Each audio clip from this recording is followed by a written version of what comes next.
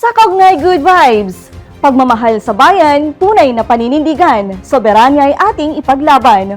Muling makibahagi sa masayang talakayan, dito lang sa Tanong Ko, Sagot Mo.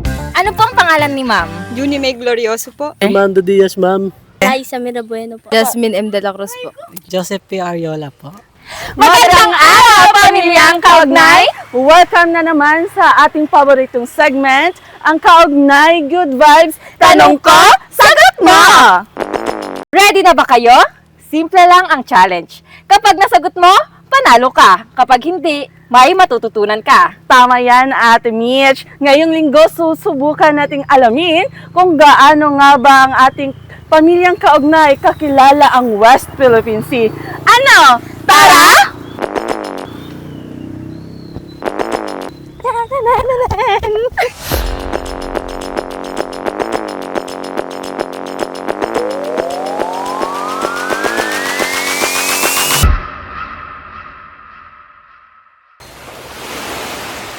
Anong mahalagang pangyayari ang ginuginita tuwing ika-Hulyo 12? Ang 2016 West Philippine Sea Arbitral Award po.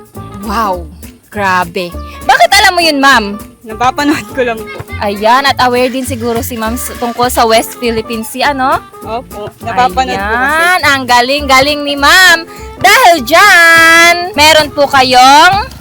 Tinanan, wait lang po. 3 hours later. Meron po kayong Kaugnay Mag from Kaugnay Virtual TV and K-Adventure, ma'am. Ma'am, baka po may gusto po kayong i-shoutout or pasalamatan. Shoutout po sa mga kasamahan ko. Huwag kayo mahiya. At alam nyo ba, pamilyang Kaugnay, noong July 12, 2016, naglabas ng desisyon ang Arbitral Tribunal na kinilala ang mahalagang karapatan ng maritime entitlements ng Pilipinas sa ilalim ng UNCLOS o United Nations Convention on the Law of the Seas. Trivia muna tayo, pamilyang kaugnay. May batas na sinusunod ang mga bansa pagdating sa paggamit ng karagatan. Is it true or false? Siyempre, true, pamilyang kaugnay. Tama kayo. Ang tawag dito ay United Nations Convention on the Law of the Sea or UNCLOS. Ito ang international agreement na nagsisilbing gabay sa paggamit at pangangalaga ng ating karagatan. Bakit po mahalaga ang West Philippine Sea bilang mga Pilipino po, sir? Napakahalaga sa atin ng West Philippine Sea dahil hindi lingid sa kaalaman ng lahat na ang West Philippine Sea ay isa sa pinagkukunan ng ikinabubuhay nating mga Pilipino. Yes. Tama po yan, sir, no? Kasi ang West Philippine Sea ay atin po yan. We have the rights na angkinin to kasi legal po ito. Yes, ma'am. sir. Ayan na nga, sir. Thank you so much po sa maganda niyong sagot, sir. May Kaugnay Mag po kayo from Kaugnay Virtual TV and K-Adventure. Mahalaga ang West Philippine Sea dahil, una, pinagmulan ito ng kabuhayan ng maraming mangingisdang Pilipino. Pangalawa, mahalaga ito sa kalakalan at ekonomiya. At pangatlo, ito ay bahagi ng ating maritime entitlement sa ilalim ng international law. Yan, magandang tanghali mga baby girls. Tanghali po. Ayan, kumusta naman kayo? Okay lang po. Sure? Opo. Pag naririnig nyo ang salitang West Philippine Sea, ano kaagad ang nasa isip nyo? Ikaw, ate? Karagatan. Karagatan, very good. Ikaw, ate? Soberanya. So, very good. Thank you so much, ate. May gusto po kayong i-shoutout or pasalamatan? Shoutout po kay Mary Grace. Shoutout po sa mga kasama ko na lang pala.